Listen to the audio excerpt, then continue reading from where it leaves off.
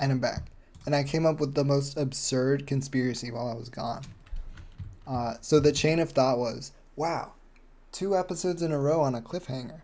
I should start off the episode with like a parallel to the last one where I just first try the boss, do half an hour of exploration or 25 minutes or whatever, and then cliffhanger before the next boss. And then you can deduce that I will then beat this boss on the first try.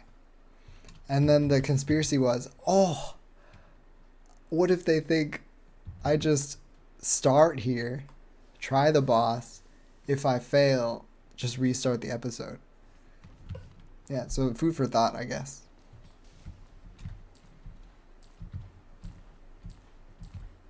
Isn't there a boss here? Yeah. Oh, he's in the background. Okay. He got me all twisted up. He's breaking my ankles already. I have a dash, don't forget. I'm talking to myself, not to you. I guess you can forget if you like.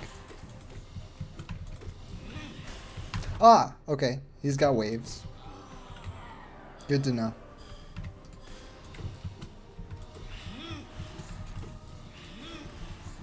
I thought I had iframes for some reason.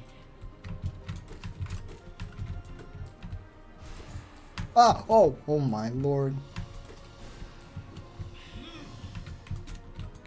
Casually wasting soul. I remember that. You can't hit me with the same thing twice. I think. Whoa.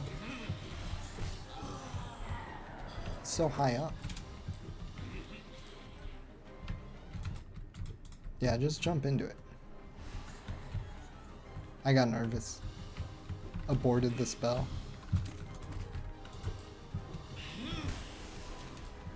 I think he might kill me.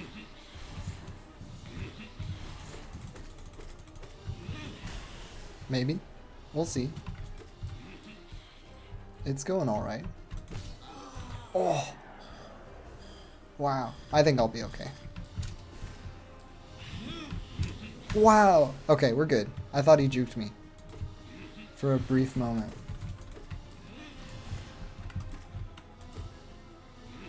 So it turns out as long as you're not greedy, like these fights aren't that bad. And have muscle memory that's like years old. Then you'll do great. On to phase 2 of my first try. Add that to the... Wait. Is there no episode? Wait, I thought there was a phase 2. Oh my god, he fooled me again. I can't believe it. He got me.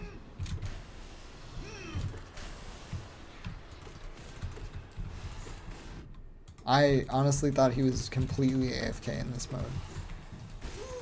Oh, he's died so fast. Wow. First try. From this day forward, I'll only kill bosses on my first... I won't delete my previous attempts. From today, like today onwards. Like this one for sure. It was my first try. And from here on out, it'll be my first try. But this one especially was my first try, surely. So I have a list of topics on my phone. Ooh, look at these little ghosty boys. I have a list of topics on my phone that I will come to occasionally if I'm in desperate need of a conversation starter. And I used to use them when I was recording Tiny Rogue episodes. It feels like a secret here. And I haven't looked at it in quite some time. And the first one on the list happened recently. And my hand was off my mouse, so that's how you know I got hit. It was about on my... Hold on. Okay. On my short walk from a parking lot to my office building, occasionally there are like birds hanging around. And it's... What time is it? It's 7 in the morning. No one's here. Just me in the like foggy-ish parking lot. Ooh, beetle soul. And the birds are uninspired in this parking lot.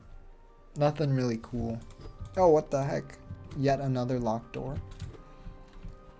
And my brain is off, right? You're walking to work for, you know, dozens of times. Your brain is turning off in the parking lot at 7 a.m. Where am I going? No, this is not right. I'm telling a story and my spatial memory is shot. And I hear this like splat and crunch at the same time. Like if you dropped a cup of, like a styrofoam cup almost. And then like a half a second later I hear a caw, like a very victorious sounding caw. And I look over and this crow is like ruffling its feathers. It looks so proud. How do I get in there? Oh, I'm so dumb. It looks so proud. Because it's just standing on this electrical box over this cup that's now on the ground sideways. It's very clearly just knocked this cup off of the electrical box. I don't know, that just made the walk to the office so much more bearable. This bird has inspired me. Oh, all I wanted was a grub. That's all I wanted. Also, not sure if you noticed, but my gameplay ability goes so far down when I'm telling a story. Yeah, that was it. That was the whole topic. And it could be said in one sentence. A crow knocks over a cup of mysterious liquid in the parking lot at 7 in the morning. I don't know if it was in response to me. Like if I wasn't there. Parking lot empty. Cup standing. Bird. Does this crow knock it off the thing? Why? Did it have something to gain? I hate these things that come up from nothing. They're here in Green Path. They both do it. Did it do it to impress me? Was it trying to intimidate me? I don't know. I'm lost. He was so proud. He was prouder in that moment than I'll ever be. Or ever have been. I've been here. I remember.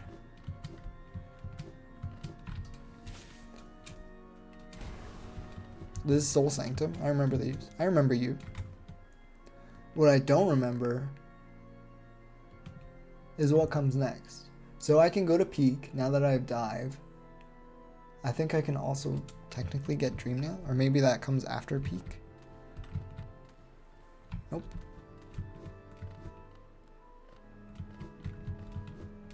But I think I can skip up to the roly-polies, right?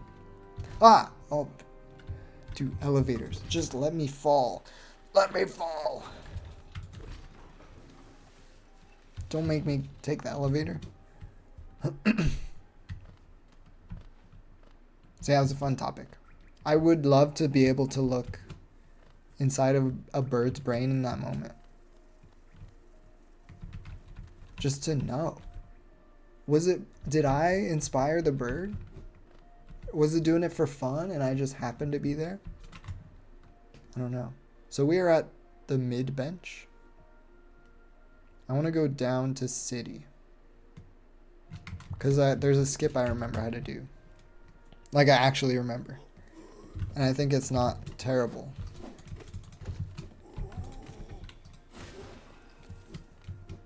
It's to get to the roly-poly. The Watcher Knights! They're called the Watcher Knights. That was a door to a lever. I remember that. Oh, okay. Cool.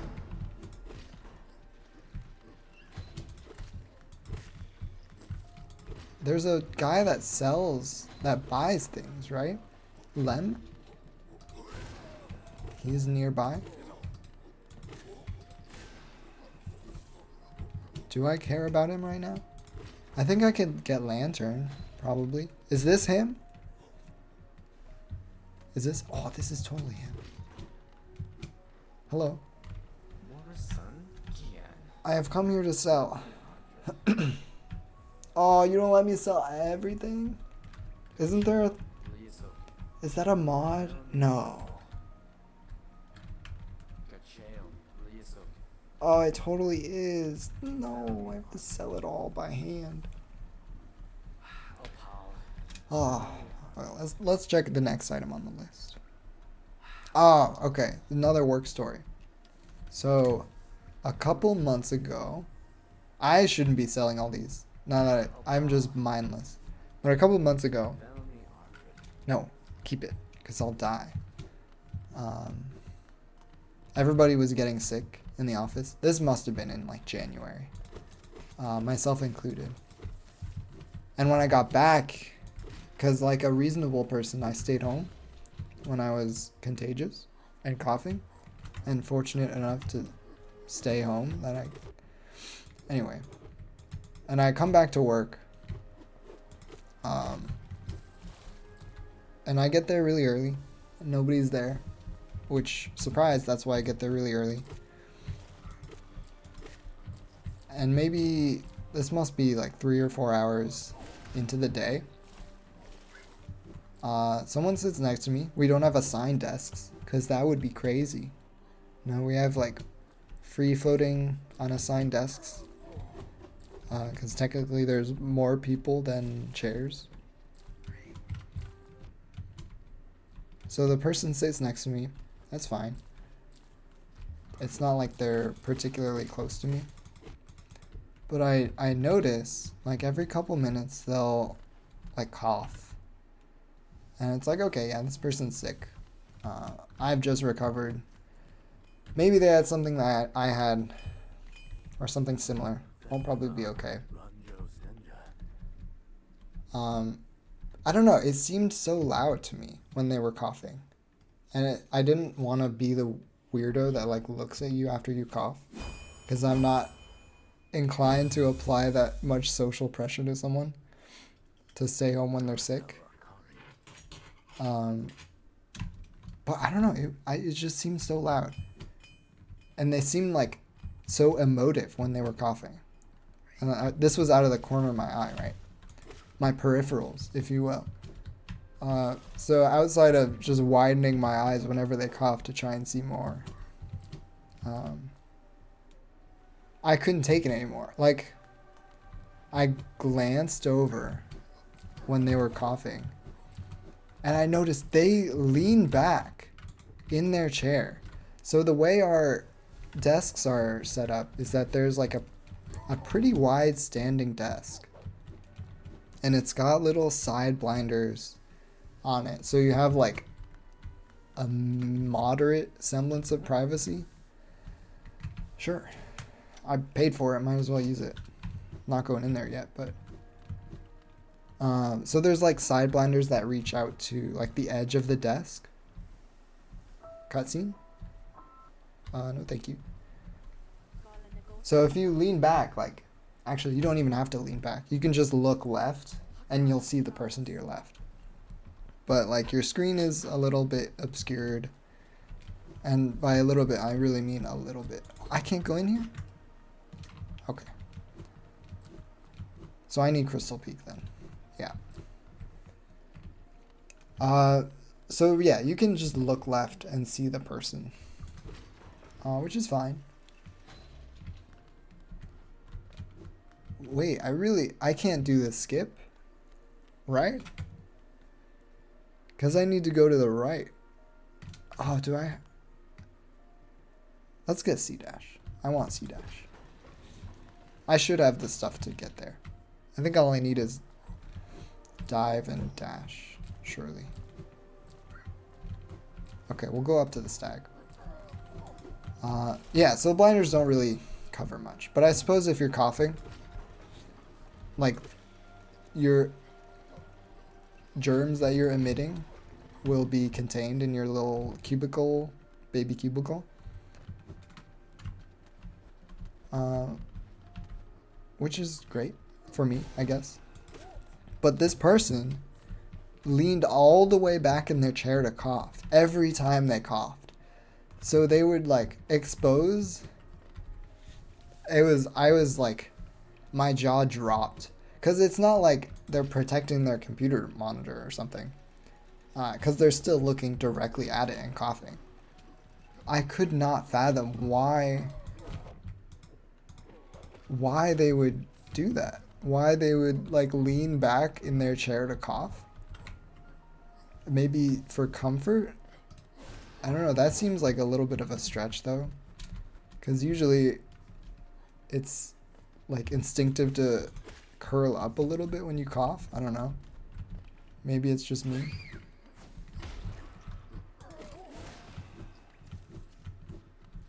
So this person would lean back every few minutes, cough. And I don't know. That was the end of the story. I just couldn't believe that someone would do that. Let's go buy a lantern. Where is the stag? Dude, I'm so lost. Cut to last episode, 7 minutes in, when I get rid of the compass for Shaman Stone. Or the other one that I don't remember the name of. I'm waffling. Oh, they're gonna kill me. They're not gonna kill me. I can't be killed. They can totally kill me. They can totally kill me. No, they can't. They can't pass through that transition. Yeah, that was the end of the story. It just blew my mind that someone would do that. And then I left at noon. So it's not like it was my problem. And I didn't get sick. So, you know. That's cool. Okay, I need to reaffirm my route. I think I'm going Crystal Peak to get Dash, and then we can do the skip up to Watcher Nights. I think that's the play. Let's see, what else is on my topics list? Nothing super interesting. I bought a Quest 3. This must be 5 months ago by now. Hello to you as well. And it's pretty cool. Oh, before I keep spending money, do I need money for anything?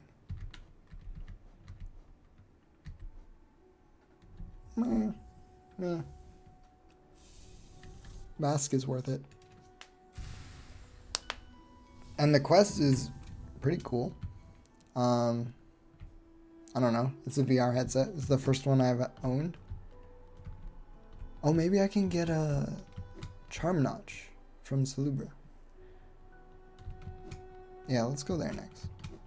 Before... There's a stag down there, right? I think.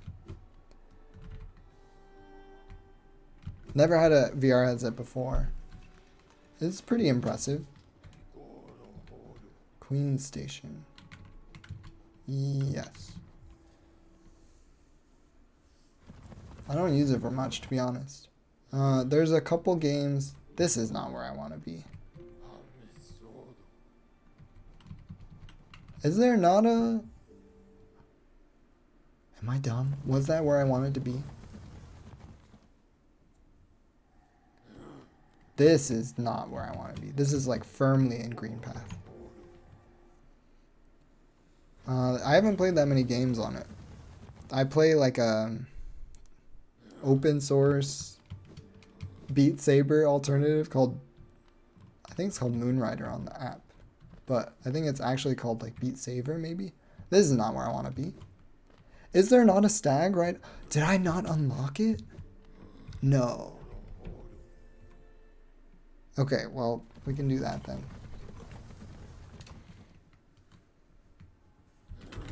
Hold on.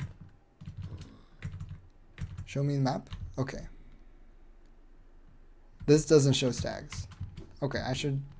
If the stag pins don't cost more than 60, I'll buy them. Because those seem helpful. Hello.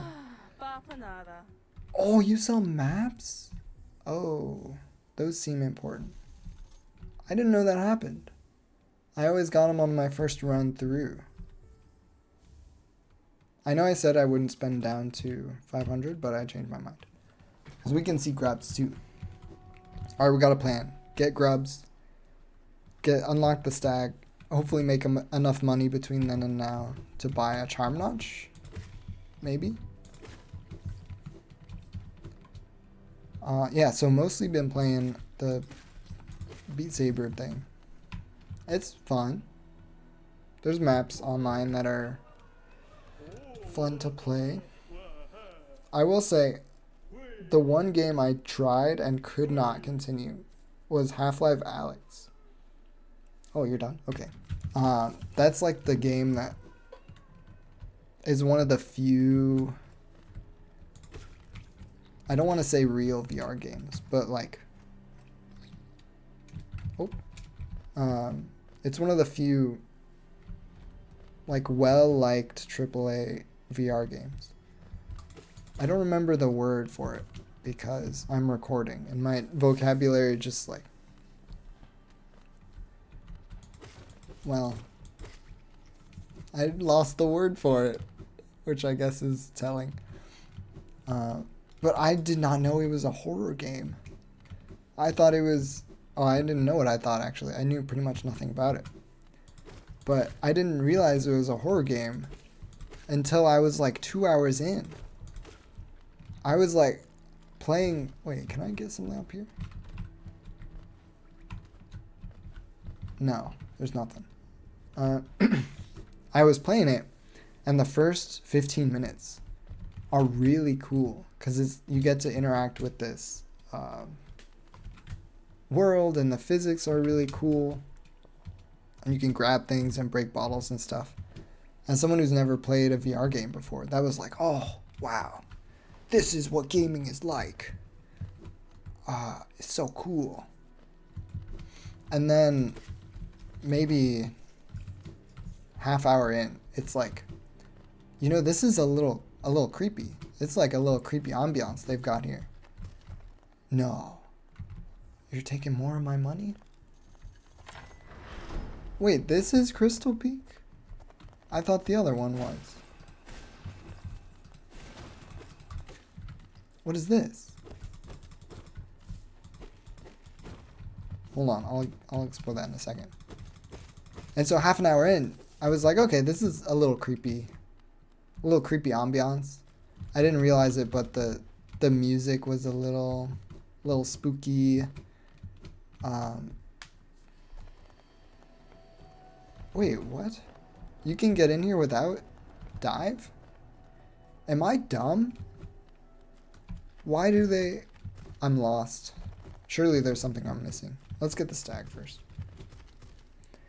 And maybe like 4 hours in, it's like very firmly a horror game. Like you could show anyone a clip of it and they would go, oh my goodness, that's a horror game. And there it's dark. You have a flashlight attached to your gun. You have limited ammo in your gun. There's zombies, there's head crabs that are terrifying. I can't believe I didn't catch this stag, by the way, the first time around. It was just creepy, unbelievably creepy. And I don't even play horror games on PC. Like I don't like them. They're spooky, which is the point, but that's not for me. And so I thought, well, I paid like, I don't know, I don't remember if it was on sale, between $40 and $60 for this game. And it's like the game. Everyone who has played it says the same thing. They're like, oh, that's the VR game. They're like, if you buy, like, that's the one. That's the one that'll sell you on VR. Okay, no charm notch for me. That's fine. So I just kind of muscled through it. I thought, okay, I can do it. I can have fun with this. And I kept going. And I think maybe hour 6, I reached my first, like, real boss, which was a zombie that was not possessed, infected with a parasite. Oh, not a train pass. Infected with like an electric parasite or something. And that was too much. It was not necessarily scary, but getting to that point was. But the boss fight relied you to move at the same time you were shooting, which I realize sounds absurd to say. Like, what do you mean? Did you not move and shoot at the same time? And the answer is no. No. In VR, you can kind of get away with it. Because moving in VR can be pretty nauseating. No, I did this already. Especially if you're moving with a joystick. I'm so lost. Somehow, I managed to get lost. I think I went up the wrong way. Yeah, I did. Yeah, okay. I needed to go the other way. Moving in VR is pretty nauseating. If you move via joystick. If you move by teleport, it's not terrible. It's a little disorienting, but it's doable. That's how I was playing the whole game before then. But this boss fight, suddenly, it's hard to teleport and try and aim at the same time. Because it's just, it's a lot. Where am I going? I don't remember. I think I want to go the top route. And so I just gave up on it. The boss was too hard, and I didn't really feel like continuing because the game was too scary anyway. And I felt like I'd seen enough. I had experienced the game. At least a good chunk of it. 6 hours is not nothing. This is the route that the runners take, I think. And then they kill they don't kill the miner. But they take this, and then they dive through the floor. Right? Maybe? Is that an option? Any floors? This is the floor. I remember you. Oh, there is a secret over there. No! Okay, we're good.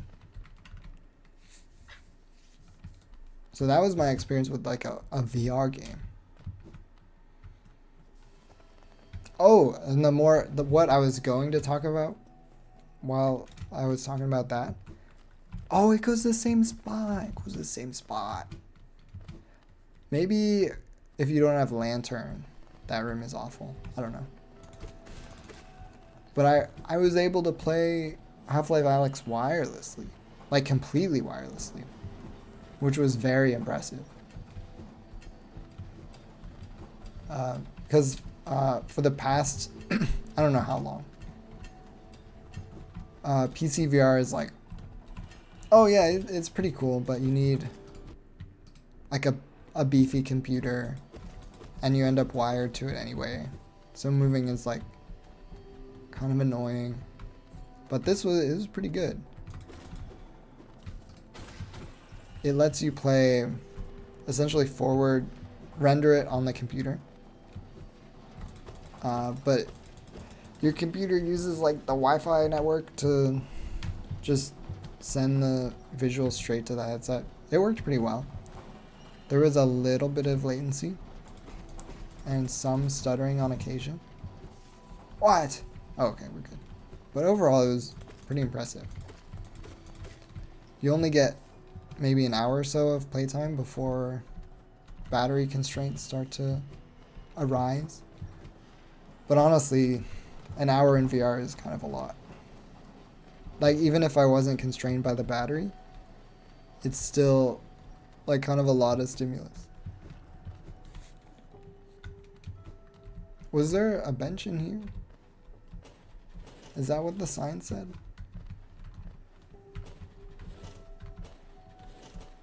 Oh, there's something. Oh. If only there was some sort of movement ability that could trivialize this section of the game. Can I bounce off this? Yes. let's see, what else is interesting about VR? It's weirdly social. There's some weird social aspects to it. Meta, I forgot about my dash again. Meta is pretty upfront about, there's no bench here, about trying to get you to like interact with people. Like some of the introductory games, can I hit these? I can. Some of the introductory games will just like put you in a lobby with other people with voice chat enabled immediately. And it's just like, oh, hello. Oh my goodness, there's people here now. And they can all hear me and I can hear them. And wow, there's a lot of children and they are very loud. And that is like, that's super overwhelming. To someone who doesn't really play, I'm gonna die here. I need to find a bench. Someone who doesn't really play social games or like join voice chat at all, really. I'm gonna die here. I need to find that bench. That is number one priority before I die. It was a shock to be immediately thrust into a lobby with people.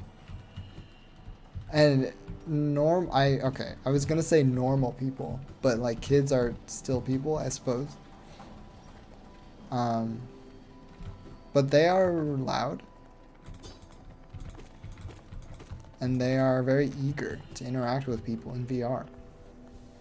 So I may have completely like stonewalled a child in VR in my first public lobby while I was trying to figure out how to go like ghost mode or whatever. There is a bench this way. I couldn't find it. None of these are benches. Oh, you just walk to the right. Oh, how tragic. Of course. How could I have missed it? I just needed to walk to the right. Yeah, so sorry to that child who was trying to like interact with someone, anybody. But I was too busy trying not to do that. And a lot of the games, or not a lot, I can't say a lot. But the one game I did try, and gave up on before I even really started was Gorilla Tag, which has crazy reviews. A good crazy. Like a crazy amount of installs, crazy huge user base. It's like up there for like free games you should try. Is this right? I've been here, sort of. I'll keep going. That's like the free game on the marketplace is Gorilla Tag. I think I'm going in circles. I know you know this, but I'm just figuring this out. So I downloaded it because it's free. It's got 1 billion reviews. Surely it's worth trying.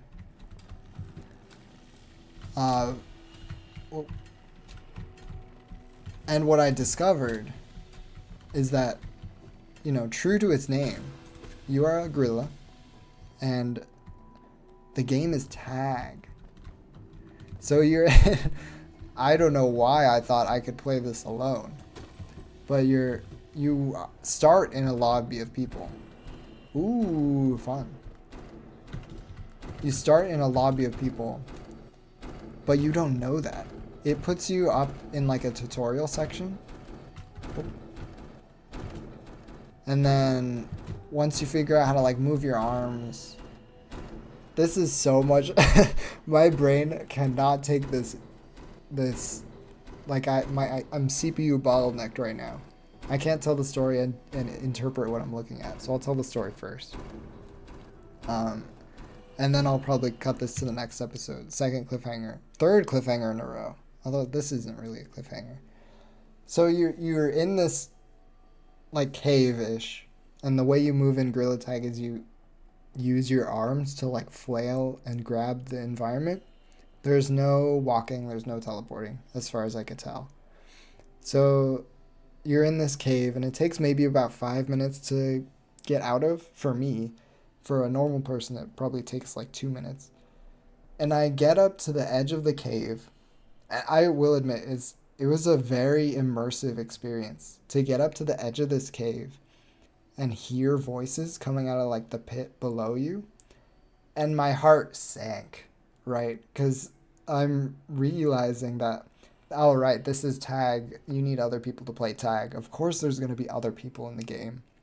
When you booted it up, it asked for microphone permission, of course. It's going to put you in a lobby and want you to talk to people. So I get up to this edge of the cliff and I peek over, and there's like a couple trees and a house down there. And I can see like dumb little gorillas swinging around and like talking to each other. And I could kind of make out the conversation, but I wasn't really paying attention.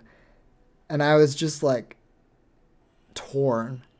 I thought, can I try and find a way to mute everybody and myself? Or do I just leave the game? Or do I like try and commit? And I'm looking over this edge at these people having these conversations, and I could not do it. I was like, nope, I guess I'll just uninstall. So I quit the game. I beat maybe what was the tutorial, or maybe just what was showing you how to play. And then I logged out. I uninstalled, and I thought, oh, great. It was free. It was probably fun. The controls were a bit wonky for me, but surely there's a place there for everybody. So yeah, that was my experience with Gorilla Tag and Alex. And Beat Saber, I suppose. Oh, I have so much more to talk about that. But that'll have to wait until next episode. Cliffhanger on the story. Wow.